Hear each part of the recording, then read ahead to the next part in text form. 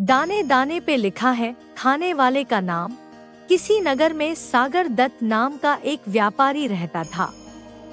उसके लड़के ने एक बार 100 रुपए में बिकने वाली एक पुस्तक खरीदी। उस पुस्तक में केवल एक श्लोक लिखा था, जो वस्तु जिसको मिलने वाली होती है वह उसे अवश्य मिलती है। उस वस्तु की प्राप्ति को विधाता भी नहीं रोक सकता। अतएव मैं किसी वस्तु के विनष्ट हो जाने पर न दुखी होता हूँ और न किसी वस्तु के अनायास मिल जाने पर आश्चर्य ही करता हूँ, क्योंकि जो वस्तु दूसरों को मिलने वाली होगी वह हमें नहीं मिल सकती और जो हमें मिलने वाली है वह दूसरों को नहीं मिल सकती। उस पुस्तक को देखकर सागर दत्त ने अपने पुत्र से पूछा, तुमने इस पुस्तक को कितने में खरीदा है? पुत्र ने उत्तर दिया, 100 रुपए में। अपने पुत्र से पुस्तक का मूल्य जानकर सागर दत्त कुपित हो गया। वह क्रोध से बोला, अरे मूर्ख, जब तुम लिखे हुए एक श्लोक को 100 रुपए में खरीदते हो तो तुम अपनी बुद्धि से क्या धन कमाओगे? तुम जैसे मूर्ख को मैं अब अपने घर में नहीं रखूंगा। सागर दत्त का पुत्र अपमानित होकर घर से निकल पड़ा। वह एक नगर में पहुंचा। लोग जब उसका नाम पूछते तो वह अपना नाम प्राप्तव्य अर्थ ही बतलाता। इस प्रकार वह प्राप्तव्य अर्थ के नाम से पहचाना जाने लगा। कुछ दिनों बाद नगर में एक उत्सव मनाया गया। नगर की राजकुमारी चंद्रावती अपनी सहेली के साथ उत्सव की शोभा देखने निकली। इस प्रकार जब वह नगर का भ्रमण कर रही थी तो किसी देश का राजकुमार उसकी दृष्टि में आ गया। वह उस पर मुग्ध हो गई और अपनी सहेली से बोली, सखी, जिस प्रकार भी हो सके इस राजकुमार से मेरा समागम कराने का प्रयास करो। राजकुमारी की सहेली तत्काल उस राजकुमार के पास पहुंची और उससे बोली, मुझे राजकुमारी चंद्रावती ने आपके पास भेजा है। उनका कहना है कि आपको देखकर उनकी दशा बहुत शोचनीय हो गई है। आप तुरंत उनके पास न गए तो मरने के अतिरिक्त उनके लिए अन्य कोई मार्ग नहीं रह जाएगा। इस पर उस राजपुत्र ने कहा, यदि ऐसा है तो बताओ कि मैं उनके पास किस समय और किस प्रकार पहुंच सकता हूं? राजकुमारी की सहेली बोली, रात्रि के समय उसके शयन कक्ष में चमड़े की एक मजबूत रस्सी लटकी हुई मिलेगी। आप उस पर चढ़कर राजकुमारी के कक्ष में पहुंच जाना। इतना बताकर राजकुमारी की सहेली तो वापस लौट गई और राजकुमार रात्रि के आगमन की प्रतीक्षा करने लगा। किंतु रात हो जाने पर कुछ सोचकर उस राजपुत्र ने राजकुमारी के कक्ष में जाना एकाएक स्थगित कर दिया। संयोग की बात है कि व्यापारी पुत्र प्रातव्य अर्थ उधर से ही निकल रहा था। उसने रस्सी लटकी देखी तो वह उस पर चढ़कर राजकुमारी के कक्ष में पहुंच गया। राजपुत्री ने भी उसको राजकुमार समझ उसका खूब स्वागत सत्कार किया, उसको स्वादिष्ट भोजन खिलाया और अपनी शैया पर उसे लिटाकर स्वयं भी लेट गई। व्यापारी पुत्र के स्पर्श से रोमांचित होकर उस राजकुमारी ने कहा, मैं आपके दर्शन मात्र से ही अनुरक्त होकर आपको अपना हृदय दे बैठी हूँ। अब आपको छोड़कर किसी और को पति रूप में वरण नहीं करूँगी। व्यापारी पुत्र कुछ नहीं बोला, वह शांत पड़ा रहा। इस पर राजकुमारी ने कहा, आप मुझसे बोल क्यों नहीं रहे हैं? क्या बात है? तब व्यापारी पुत्र बोला, मनुष्य प्राप्तक वस्तु को प्राप्त कर ही लेता है। यह सुनकर राजपुत्री को संदेह हो गया। उसने तत्काल उसे अपने शयन कक्ष से बाहर भगा दिया। व्यापारी पुत्र वहां से निकलकर एक जीर्ण शीर्ण मंदिर में विश्राम करने चला गया। संयोग की बात है कि नगररक्षक अपनी प्रेमिका से मिलने उसी मंदिर में आया हुआ था। उसे देखकर उसने पूछा, आप कौन हैं? व्यापारी पुत्र बोला, मनुष्य अपने प्राप्तव्य अर्थ को ही प्राप्त करता है। नगररक्षक बोला, यह तो निर्जन स्थान है, आप मेरे स्थान पर जाकर सो जाइए।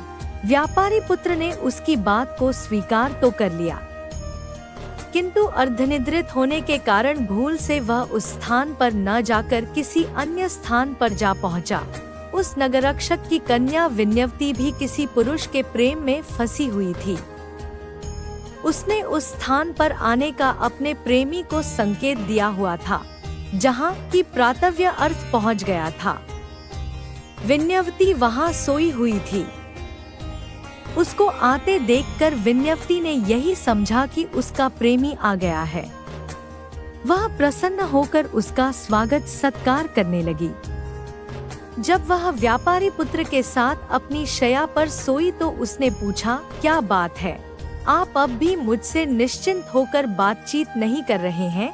व्यापारी पुत्र ने वही वाक्य दोहरा दिया, मनुष्य अपने प्राप्तव्य अर्थ को ही प्राप्त करता है।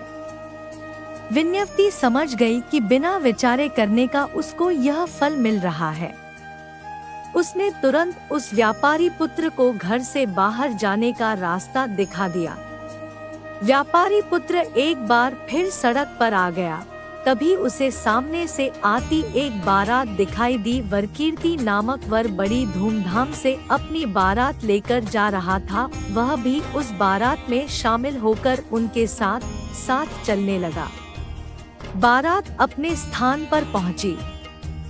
उसका खूब स्वागत सत्कार हुआ। विवाह का मुहूर्त होने पर सेठ की कन्या सज धज कर विवाह मंडप के समीप आई। उसी क्षण एक मदमस्त हाथी अपने महावत को मारकर भागता हुआ उधर आ पहुंचा। उसे देखकर भय के कारण सभी बाराती वर को लेकर वहां से भाग गए। कन्या पक्ष के लोग भी घबराकर घरों में घुस गए। कन्या उस स्थान पर अकेली रह गई। कन्या को भयभीत देखकर प्राप्तव्य अर्थ ने उसे सांत्वना दी, डरो मत, मैं तुम्हारी रक्षा करूंगा। यह कहकर उसने एक हाथ से उस कन्या को संभाला और दूसरे हाथ में एक डंडा लेकर हाथी पर पिल पड़ा। डंडे की चोट से भयभीत होकर वह हाथी सहसा वहां से भाग निकला। हाथी के चले जाने पर वरकीर्ति अपनी बारात के साथ वापस लौटा, किंतु तब तक विवाह का मुहूर्त निकल चुका था। उसने देखा कि उसकी वधू किसी अन्य नौजवान के साथ सटकर खड़ी हुई है और नौजवान ने उसका हाथ थामा हुआ है। यह देखकर उसे क्रोध आ गया और अपने ससुर से बोला, आपने यह उचित नहीं किया। अपनी कन्या का हाथ मेरे हाथ में देने के स्थान पर किसी अन्य के हाथ में दे दिया है। उसकी बात सुनकर सेठ बोला, मुझे स्वयं भी नहीं मालूम कि यह घटना कैसे घटी। हाथी के डर से मैं भी तुम सब लोगों के साथ यहाँ से भाग गया था। अभी अभी वापस लौटा हूँ। सेठ की बेटी बोली, पिताजी, इन्होंने ही मुझे मृत्यु से बचाया है, अतः अब मैं इनको छोड़कर किसी अन्य के साथ विवाह नहीं करूँगी। इस प्रकार विवाद बढ़ गया और रात्रि भी समाप्त हो गई। रात काल वहाँ भीड़ इकट्ठी हो गई। राजकुमारी भी वहाँ पहुँच गई थी। विन्यवती ने सुना तो वह भी तमाशा देखने वहाँ जा पहुँची। स्वयं राजा भी इस विवाद की बात सुनकर वहाँ चला आया। उसने व्यापारी पुत्र से कहा, युवक, तुम निश्चिंत होकर सारी घटना का विवरण मुझे सुनाओ। व्यापारी पुत्र ने उत्तर में यही कहा, मनुष्य प्राप्तव्य अर्थ को ही प्राप्त करता है। उसकी बात सुनकर राजपुत्री बोली, विधाता भी उसको नहीं रोक सकता। तब विन्यवती कहने लगी, इसलिए मैं विगत बात पर पश्चाताप नहीं करती और मुझको उस पर कोई आश्चर्य नहीं होता। यह सुनकर विवाह मंडप में आई सेठ की कन्या बोली, जो वस्तु मेरी है वह दूसरों की नहीं हो सकती। राजा के लिए यह सब पहेली बन गया था। उसने सब कन्याओं से पृथक पृथक सारी बात सुनी और जब वह आश्वस्त हो गया तो उसने सबको अभयदान दिया। उसने अपनी कन्या को संपूर्ण अलंकारों से युक्त करके 1000 ग्रामों के साथ अत्यंत आदर पूर्वक प्राप्तव्य अर्थ को समर्पित कर दिया। इतना ही नहीं, उसने उसे अपना पुत्र भी मान लिया। इस प्रकार उसने उस व्यापारी पुत्र को युवराज पद पर प्रतिष्ठित कर दिया। नगररक्षक ने भी उसी प्रकार अपनी कन्या विनयवती उस व्यापारी पुत्र को सौंप दी। तीनों कन्याओं से विवाह कर व्यापारी पुत्र आनंद पूर्वक राजमहल में रहने लगा।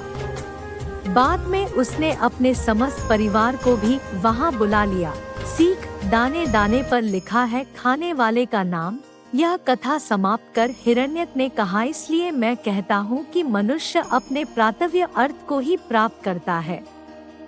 इस प्रकार अनुचरों से खिन्न होकर मैं आपके मित्र लघुपतनक के साथ यहाँ चला आया हूँ। यही मेरे वैराग्य का कारण है। हिरण्यक की बात सुनकर मंथरक कछुए ने कहा, मित्र हिरण्यक, तुम नष्ट धन की चिंता मत करो। जवानी और धन का उपयोग तो क्षणिक ही होता, पहले तो धन के अर्जन में ही कष्ट होता है और बाद में उसके संरक्षण में भी कष्ट होता है। जितने कष्टों से मनुष्य धन का संचय करता है, उसके शतांश कष्टों से भी यदि वह धर्म का संचय करे तो उसे मोक्ष मिल जाता है। तुम विदेश प्रवास का भी दुख मत करो, क्योंकि व्यवसायी के लिए कोई स्थान दूर नहीं होता और विद्वान व्यक्ति के लिए कोई स्थान परदेश नहीं होता। साथ ही किसी प्रियवादी व्यक्ति के लिए कोई व्यक्ति पराया नहीं होता। तुम निर्भय होकर यहाँ रहो। हम तीनों अच्छे मित्रों की भांति मिलकर जीवन निर्वाह करेंगे। रही धन जाने की बात, तो धन कमाना तो भाग्य पर निर्भर करता है। भाग्य में न हो तो संचित धन भी नष्ट हो जाता है। अभागा आदमी तो धन को संचित करके भी उसका उपभोग उसी तरह नहीं कर पाता जिस तरह सोमिलक नहीं कर पाया था। हिरण्यक ने पूछा, यह सोमिलक कौन था? तब मंथरक कछुए ने उसे यह कथा सुनाई। तो दोस्तों, आपको ये वीडियो कैसा लगा हमें कमेंट जरूर करना और हमारे चैनल को सब्सक्राइब भी करना। धन्यवाद।